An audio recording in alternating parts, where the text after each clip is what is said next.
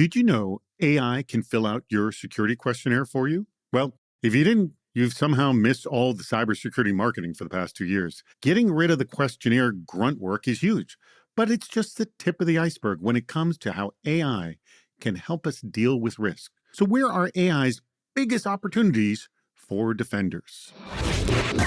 You're listening to Defense in Depth. Welcome to Defense in Depth. My name is David Spark. I am the producer of the CISO series, and join me for the very first time as a guest co-host, it's Jason Elrod, CISO of the Multicare Health System. Jason, thank you so much for joining us. Excited to be here. Thank you, yes, for being here. And I do want to remind everybody that we are available at CISOseries.com, where you can find all of our wonderful programming, especially our new show, Security You Should Know. Our sponsor for today's episode, who is also responsible for bringing our guest, it's Scrut Automation. Stay aware, stay ahead, and stay compliant. We're going to be talking about that a little bit later in the show. But our topic today is about AI integration. And Jason, for integrating AI into third-party risk management, we've started to tackle some of the low-hanging fruit, questionnaires being the obvious one. We're nailing it. Congrats, industry. Awesome. But what are some of the other areas we'll see dominated by AI in third-party risk management? And after that, what are the potential use cases that get you excited? So I just ask you, where are you in sort of where AI is going to help us? I think where AI is winning right now is security questionnaires, handled. Automating vendor risk scoring, getting there. Mm-hmm. So I think what's next, we're probably going to see some great movement around continuous monitoring, where AI can flag vendor security drift in real time. I think that's a big miss right now, or a big gap that could be solved for it. As well as smart risk prioritization. Instead of just listing risk, AI can maybe triage them based on real-world impact. And I would go one more, probably threat intelligence integration. AI-driven models can contextualize risk beyond basic compliance, because checkbox is not where we need to be. You have hit all the hits, if you will, because our audience has definitely been talking about a lot of that stuff. And in fact, this is what we put out to the audience. We put out a question to the audience, and they fed us back a lot of insight on this topic. And to help us with this conversation is actually our sponsor guest from Scrut Automation. It is the CISO, none other than Nick Moy. Nick, thank you so much for joining us. Great to be here, David, and great to speak with you, Jason. How do we go about measuring the risk? Rashik M. of Capital One said, quote, in TPRM, we will use that term instead of third-party risk management, just so you play along. In TPRM, there are a lot of risk accepts in place by the enterprise. So they're accepting, not accepting, but accepting them. One potential avenue for innovation would be to leverage AI models to aggregate the third-party risk data that sits in the enterprise system of record and provide threat intelligence on the risk accepts in the enterprise data. I like the marrying of the two. The data can be used to change the decision factors for risk accepts and influence mindset shifts across the enterprise regarding which third-party risk the business should accept versus remediate. And Philip Miller, who's a CISO over Corpal, said, quote, two broad areas that could supercharge the humans in risk teams: A, collating, categorizing, and organizing the submitted content into a taxonomy that makes sense for your risk-based decision-making, and B, searches that can evaluate context versus keyword queries to speed up reviews. So, Jason, I'm going to start with you. Rashik and Philip, I think what's really kind of interesting is let's start getting these threats and what our business is trying to do married together. Have you seen any of this, or are you starting to see it and you're getting excited about it?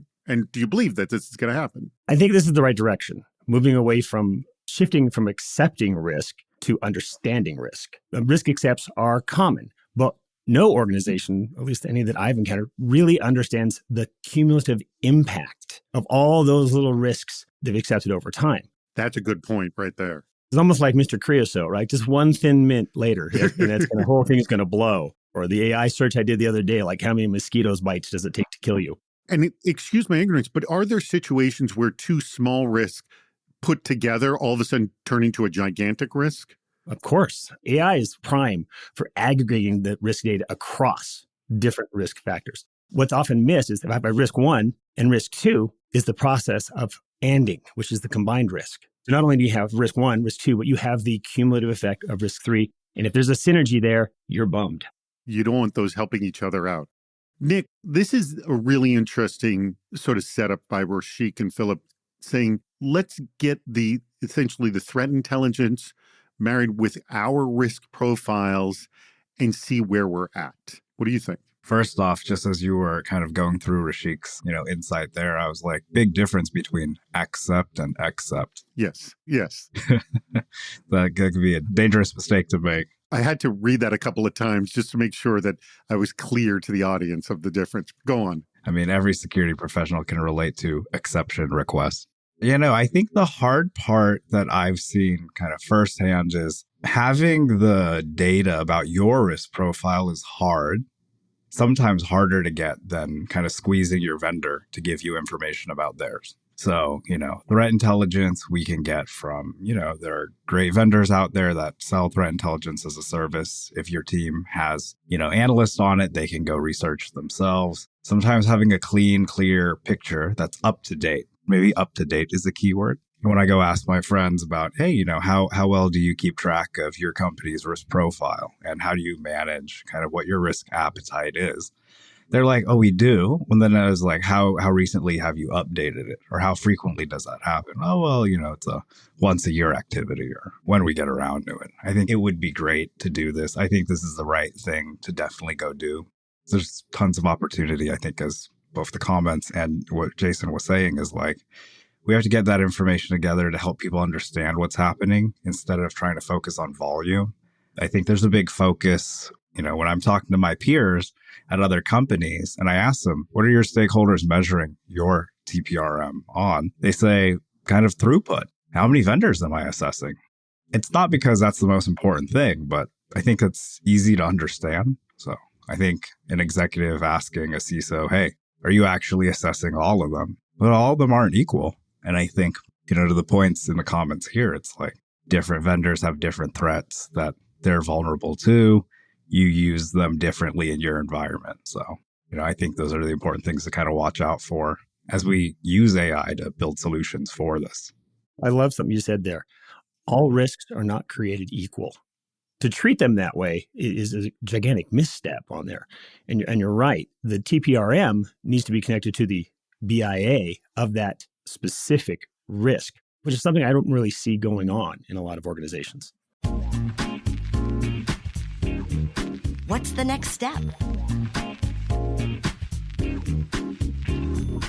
Eduardo Ortiz of Tectonic Industries said, quote, predictive risk analysis incorporates AI to produce models that can forecast potential risks by analyzing historic data, identifying trends, and predicting vendor failures, cybersecurity breaches, compliance violations, etc. We have been thinking about this lately after going through a few with our GRC team with the main purpose of moving from a check-a-box TPRM exercise to one that provides insights about the real posture of the organization that helps us to make a better informed decision. So this is a nice sort of continuation from our last segment here. Mauricio Ortiz of Merck said, quote, there are a few areas where AI can help improve the TPRM process. One, risk analysis and assessments. As an AI agent could be designed to analyze vast amounts of data for each vendor to provide key insights about risk scoring and compliance metrics. And two, it could also help to enhance risk prediction with real-time monitoring of each third party to flag unusual activities or disruptions. So, Nick, I think what's interesting here, which is very nicely sort of continues from our last segment, is, all right, if we have this information, we can start making better decisions and kind of like what you said, doing things a little bit more in real time. So walk us through how you kind of would see this sort of manifest itself. Yeah. And I really appreciate these comments because, I think it sounds like everyone agrees we have to move beyond the checkbox. I think that's what we all want. Getting the historical data sometimes is tricky. If it's a vendor that you've had for multiple years, then you have kind of firsthand historical data. I think getting it for a new vendor, I think there's a gap that needs to be closed there. How do we get the historical data to actually predict the future failures and behavior? I'm not aware of. There's not one good place to get that today. I think you can work with what you have. You can get it from the vendor directly. There's not exactly a data set all of us have access to go reliably do that. I think that's the ideal. I think we need to find ways to work together across the industry to create that kind of data and make it available. And then I think once that's there, I think to what Eduardo is getting to is like, there's so much better that we can do to actually, I think, make TPRM kind of risk decisions that are keeping up with the business, that are smarter, that aren't one size fits all, and I don't think anyone really, I can't seriously believe the one size fits all risk decisions work. Nobody believes that. We've heard it again and again that, the risk rating on a vulnerability doesn't mean anything to the specific individuals. Yeah. And especially the rating of a vendor too. This is maybe controversial. The risk rating of a vendor, if we share that data, even between Jason and myself, depending on how we use that vendor, there are different risks for him and I. So we couldn't even take the exact same, I couldn't lift and shift his rating versus our own because we have different businesses. And that goes back to like, well, what risk is my company worried about? And how are we kind of handling that? So let me throw this one to you, Jason. It seems like, as I'm reading this, is that we have the potential to see these sort of big softball size holes that are of great concern to us once we're marrying all these elements and AI is able to sort of in real time know what's going on with us and with all our third parties as well. Again, I'm just sort of envisioning that this could be done. What's buoying you to believe, yes, this is within our vision right now? Well, I think Eduardo mentioned something about predictive risk analysis. And I think AI has a really good chance here to move us from a react and respond, classical, to a predict and prevent standing here. Most often, when classic third-party risk management is let's review them at the beginning of the contract, and then 3 years later, or whatever the contract length is, let's review them again for the renewal. What happened in between? And I think that plays to what Mauricio said about enhancing risk prediction with real-time monitoring. So if you have AI out there doing real-time monitoring of various data sources and various factors associated with various third parties, that's going to give you that real-time risk detection, things that's continuous in that stream that I never would have noticed, I never would have had the time to look at, and that I think LLMs or generative or even agentic AI are really good at doing, like looking at all these disparate data sources, drawing conclusions, looking for frameworks, and then almost getting a little minority report about it, right? What's the pre-crime? What's the pre-risk about to happen? Which is great because that's going to give us a little bit of time to react, to inform, to assist, and to collaborate with our third parties. Hey, we're noticing this. We're kind of seeing this trend. Is it right? Is it wrong? How does this work together? And then back to Nick's point, we're going to share that data out. And how does that work? So let me just throw this out. How do we know this is even going to be right? This minority report pre-crime, which would be great. Like, so we all agree this is a threat. It's happening right now and we're going to stop it. Like, well, was it? Are we going to know? Hallucinations, bias, who knows? These are all things that pop up with AI, right? Well, they also pop up with people too. And the point being is it's not going to be 100%, but what it's going to be is much better than what we have now. So if we can say, hey, if we can get the justification for the suggestion or the risk rating, hey, I arrived at this risk rating because of A, B, and C seeing 1, 2, 3, that at least gives us a jump. That's a force multiplier for our teams. It's not a force replacer. And I think that's what we have to understand, that it's not a replacement for that, but it is a multiplication of the capabilities. Today's episode is brought to you by Scrut Automation, and they're the company helping businesses eliminate compliance debt and take control of risk. That's what we've been talking about, doing it all without slowing down, something key you like to hear from your security tool. Now, managing compliance and security shouldn't be a roadblock to growth. Scrut simplifies the process with automation, AI-driven insights, and real-time monitoring. So teams can streamline audits, track security controls, and stay ahead of regulatory requirements without the manual workload. With Scrut, security and risk professionals gain instant visibility into their compliance posture, automate evidence collection, and manage multiple frameworks effortlessly. AI-powered insights help teams focus on what truly matters, reducing risk, maintaining trust, and scaling with confidence. Do not let compliance slow you down. Scrut helps you stay secure, audit ready, and focused on growth. You want to do all of that? You got to go to their website. Visit their website, scrut.io, and that's spelled SCRUT.io, to schedule a demo or just learn more. That's scrut.io. Check them out. Would this work? Andrew Shea of CRFQ said, quote, there are a lot of opportunities from an AI perspective. In the near term, third-party contract analysis. Based on AI analysis of the contract, what tier should they be put into? What questions should be sent? And longer term, what does continuous monitoring look like for them? If they are a key application provider that hosts their own data center and they are in an area like Ukraine with geopolitical issues, then monitoring would be expanded to not only be targeting security issues, but more holistically increase geopolitical tensions. And Cade Hennings of Mimecast said, quote, training an AI on the various requirements that your company needs to adhere to for third parties, then having a map, submitted documents, and publicly available data to find the gaps, using it in a way to suss out actual risk based on user rather than blanket assessing. All right, I'm reading these, Jason, and I think we can do this today, in that a lot of this is, there are a lot of different elements I'm not thinking of. Help me out, AI. What are the risks I'm not thinking about when dealing with this third party? Yes? Yeah, I think that plays what we were just talking about, the force multiplication. We can do this already, but moving at the speed of people is really, really slow. Yeah, it's tough. And also, it's not just that, it's what am I not thinking about right now? And the AI will, because it's got the power to think about everything, or really not think, but because it's learned, it knows to go out and look for everything. Yeah, what's the gap? Mind the gap. And I think AI is well placed for that. Nick, I throw this to you. I feel that this segment here shows the most promise of showing us real value very quickly. Yes? Yeah, no, I mean, I love Andrew's comment. You know, I think there's the contract, as boring as it is, does establish what the vendor is agreeing to be obligated to, what the customer is agreeing to accept with an A.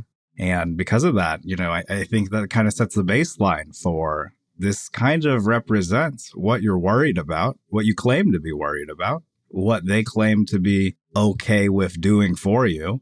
And if you don't start there, you're kind of just doing it in a vacuum. And I think starting there, as Andrew said, is not something we have to wait for Minority Report to go do. We could do that today. I will throw this out. And we actually did this. You know, one of my employees did this very thing, in that we were writing a contract and it didn't have any sensitive information in it. But we uploaded the contract to ChatGPT and said, what's missing from this contract? And it gave us some really good advice, like, oh, you're missing this, this, and this. And we took some of their advice to put it in.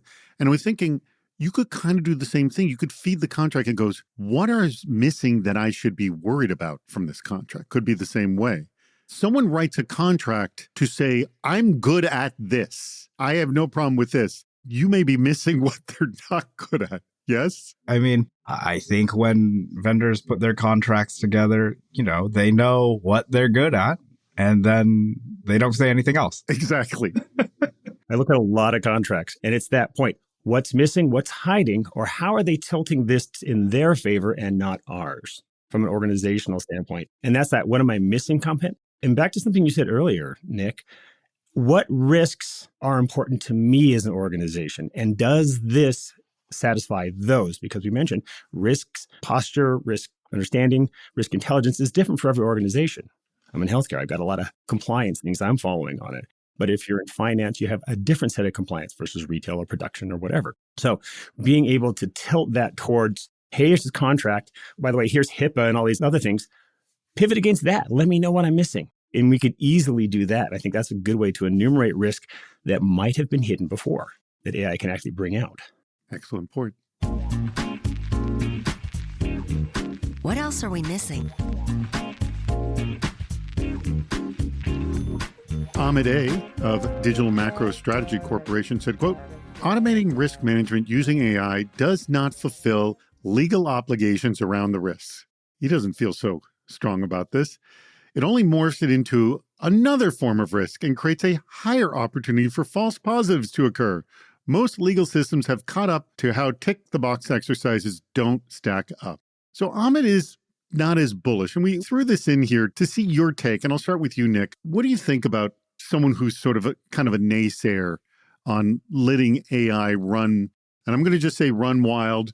Feel free to couch it any way you would like. Totally fair. And I think appreciate Ahmed's healthy skepticism. I think today what I see in a lot of products, and I talked to our own product team about this as an end user and a customer, most of them, when they're promising what AI is going to do, very, we'll call it smartly, make sure that the output requires my intervention, usually. It's very smart, I guess, what they're doing, saying, Nick accepted the output of this before it finished the automation or the workflow. And so that there's a lot of work being automated in the risk management, but that the risk management decision was Nick.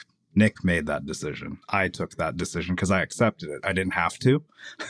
I wasn't forced to, but I chose to, I guess, of my own free will, supposedly. So I think there's accountability, look, at the end of the day. And I think it's fair to say, like, we have to be realistic about the promise, but I also think there's work not getting done, and we have to solve that too. There's risks that aren't being looked at. There are things we're probably ignoring. And I think to everyone's point here, where it's like, what are we missing? We have to find ways to figure that out. And I think sticking to the status quo isn't going to help us. And I think just being honest and transparent about where does the AI help start and stop. And then I think that's where we are today, I think, as an industry. Maybe in the future, I think the promise of a completely autonomous kind of activity maybe is out there. But I also think, we have to start somewhere. We have to try to make this work better.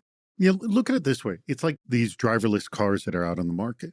Now, I honestly don't know the stats out there, but I believe they are causing fewer injuries than when humans are driving cars. But because it's a robot driving it, we have greater concerns. I think it's the same here. I don't think we're completely giving up control to the machines, but there is a sense of the robot is driving it. Even though the way we're doing it is way worse, I'm still concerned about the robot driving it. Yes, Jason? I mean, this does come up, doesn't it? 100%. We touched on it a little bit, but to Nick's point, AI doesn't eliminate risk. At best, it transforms it. And so don't think it's just because you applied AI to it, it's going to eliminate the risk. And we talked about how AI models introduce their own risks, false positives, bias in training data, and possibly regulatory concerns. All legal obligations still apply. AI-driven assessments don't replace due diligence. And that's, to Nick's point. You've got to sign off on it. It can help you. It can get you there. But at the end of the day, you have to say, yes, Your Honor, I personally thought it was a good idea to. Now, fill in that thing. Check the box for the AI. So we have a challenge there. AI should augment decision-making, not replace it. It's going to be rough because eventually, how do you hold an AI accountable or responsible for a risk acceptance with an A somewhere, or acceptance with an E? How do you hold it accountable? And it comes down to the human. And so you're really going to be there. Our role is to avoid the black box problem. CISOs, we need transparency into how AI is making risk decisions so we, when we sign off, can justify them. And I think that's what's really important here. And back to the cars, I know why a human might dodge or might go this way or that way. It's the trolley car. Which way is the car going to go? I don't know that in a car that's automated driving. Even though in 99% of the times it's safer, in that 1%, would I rather have a human making that decision? Maybe. All right, we've come to the point of the show. I'm going to start with you, Nick, on this. I'm going to ask you which quote here was your favorite and why?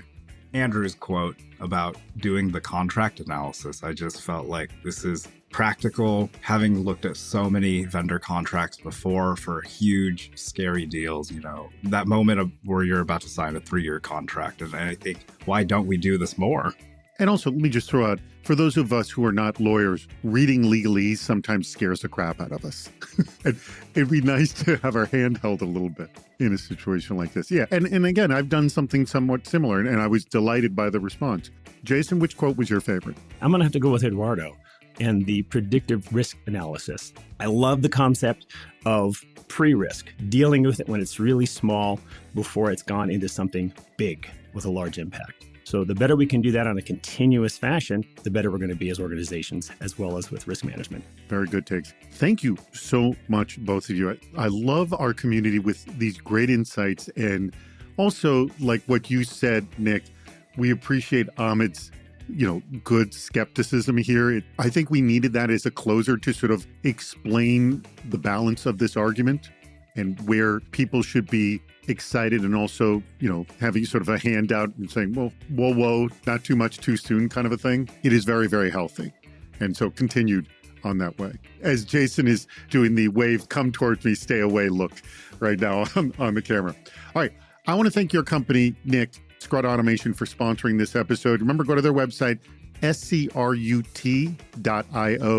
I want you to have the last word here because I know you guys are doing something in this very area that we've been talking about today. So please talk about it. Remember their slogan, stay aware, stay ahead, stay compliant. Jason, thank you so much for subbing in as guest co-host. I loved it. Now, Nick, you get the final word. Correct me if I'm wrong. Scrut is trying to do some work here on AI and TPRM.